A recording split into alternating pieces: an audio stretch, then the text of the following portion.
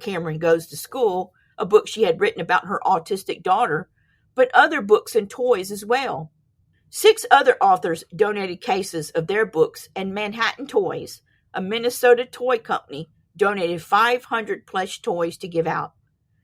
I remember her and her family pulling up into the parking lot of Central Library, and with the true spirit of a Louisianian and the fortitude of a great live oak, she got right to work.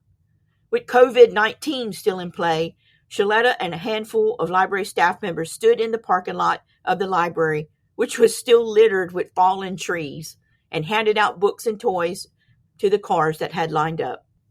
Words cannot explain how touched so many people were. There were so many smiles and so many tears of joy. Shaletta even comforted a local teacher who had lost her entire classroom.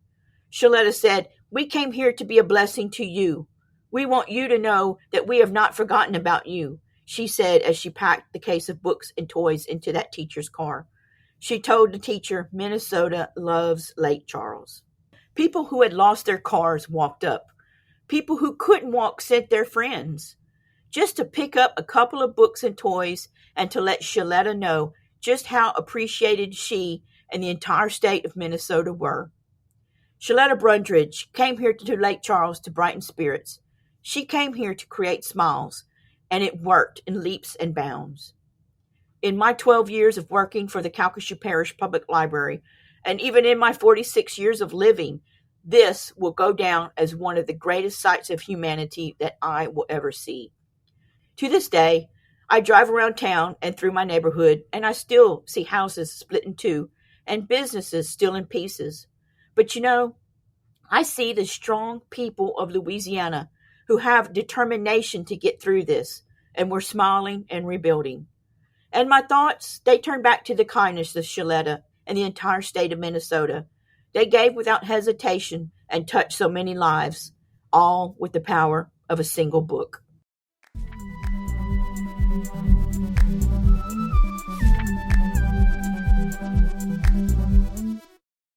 I was born and raised in Macau, so I am no stranger to typhoons and the destruction they bring. But that one typhoon in August 2017 was so different.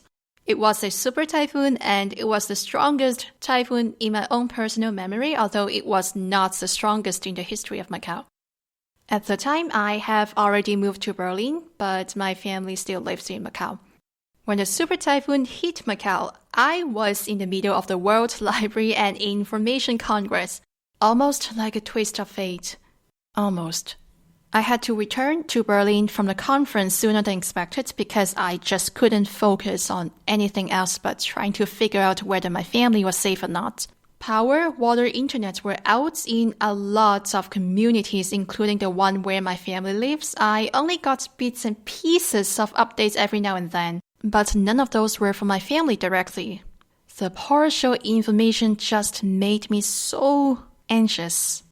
They were safe, but I had no way to know that at that time. There's a lot more to my story, but I'm not getting too deep into that now. I will put the rest of it on the website.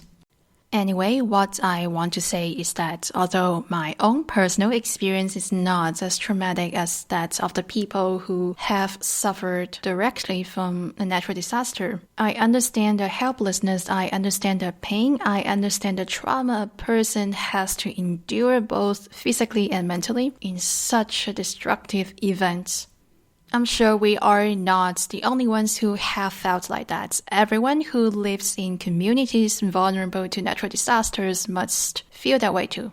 But the inconvenient fact is that these extreme weather events will become more and more severe and frequent due to the climate crisis.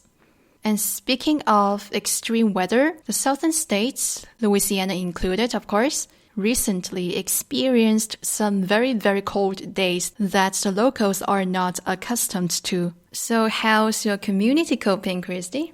That's a great question. We're doing so much better now than we were a few weeks ago. As you mentioned, our communities are not accustomed to such frigid weather. So not only do our homes have problems, but also our utility companies. Many homes here experienced pipes bursting due to the excessive cold, which caused many issues to the water companies. Also, residents here will let their faucets drip when it gets cold to keep the water flowing in the pipes, which keeps them from freezing. And while it wouldn't seem like so much to just let your taps drip, with so many dripping their water at once, it caused an immense strain on the water facilities here. And with that strain being so great, many communities found themselves without water. And the same thing with our power company. Here in South Louisiana, we aren't used to such extreme cold. So we all had our heaters on in our homes because we're so used to the hot weather, which again, with everyone having their heaters on, it caused a strain on the electrical companies. So many of us even lost power due to the overwhelming need for heat. But I'm happy to report everything's running now. There might be a few isolated cases, but as far as I know, we are up and running and doing a lot better here in Southwest Louisiana. First, I'm happy that your community is doing okay now. Power and water are always the first two things to go away whenever there's a natural disaster. I'm lucky enough that I live in Berlin, where it does get cold in winter, but that's something people here are prepared for. It doesn't flood like a flood in a hurricane or typhoon. It does flood somewhere in some form, but it's a whole other thing. It's a bit complicated. But back to my point, I understand the trauma and uncertainty, but I cannot imagine how a person's life must be when they are living in constant fear of losing basic essentials like water and power.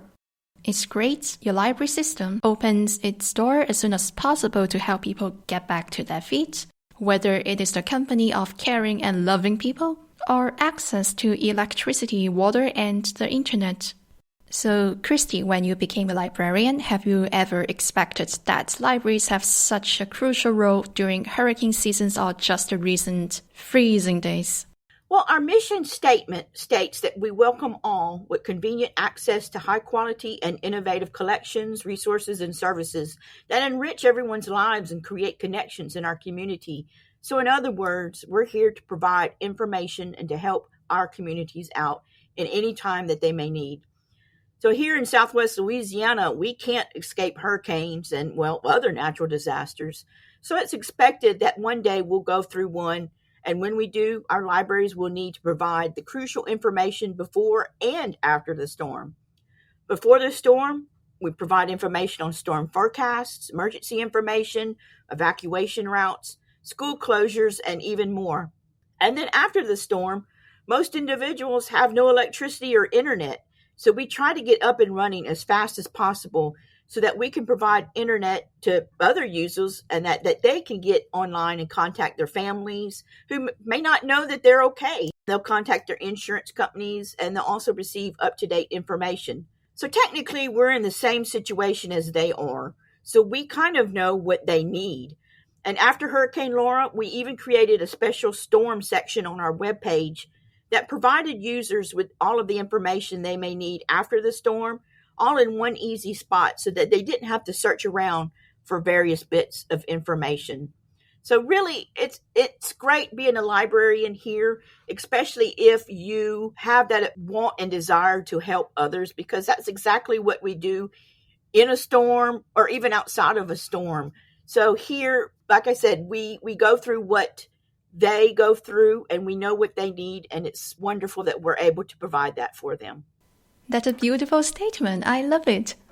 It's a great thing that your library system is making the access to reliable hurricane information easy for the general public. When people only know a little bit of things here and there, they could have made a regrettable decision based on that. This is one aspect of science communication, which is something that holds a very, very special place in my work and daily life.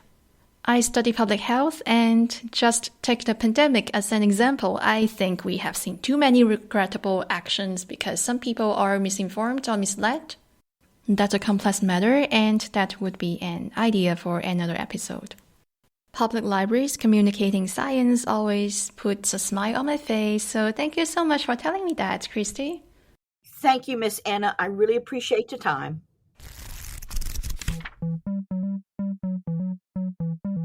So, Christy, what's new in the stacks? When the COVID-19 pandemic became a reality, most, if not all, of our programming switched from in-person to virtual programming.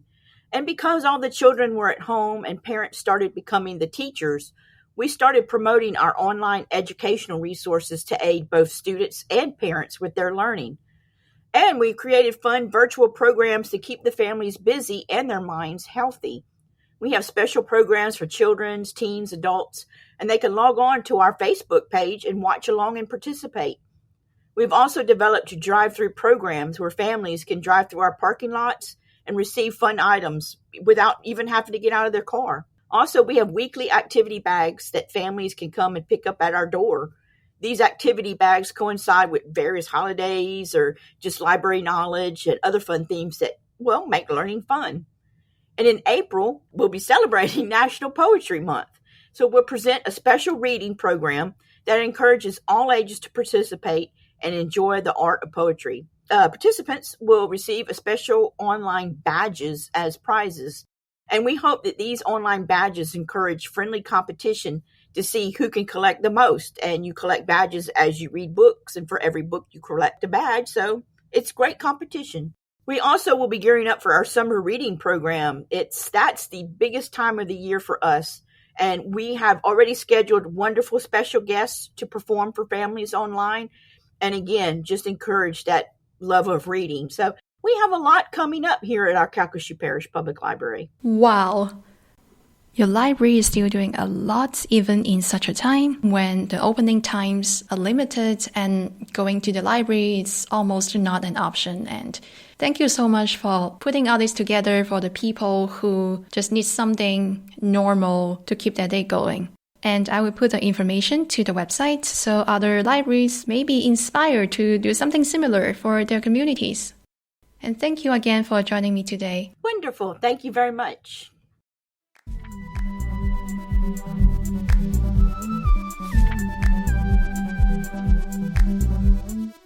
In a desperate occasion like being in the middle or in the aftermath of a natural disaster, people would grab whatever that might help them out of an obviously adverse situation.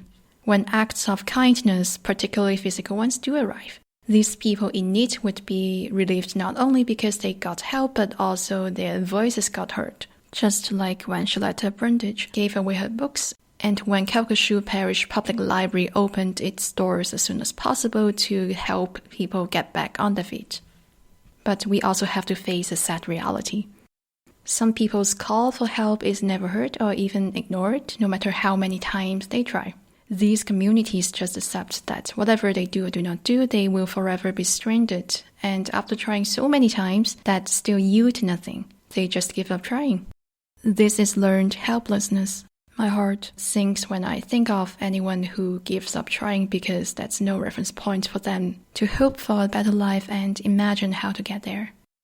I don't think we can uplift a vulnerable community only by acts of kindness. Don't get me wrong. I believe in acts of kindness because acts of kindness inspire hope. And hope is a powerful thing that can help people overcome a lot of things. But we also have to take acts of kindness further. We have to stand up for each other. We have to make changes, big changes. Changes like making climate policy and taking climate actions that will reshape the current systems of things so that people would not have to experience catastrophic losses again.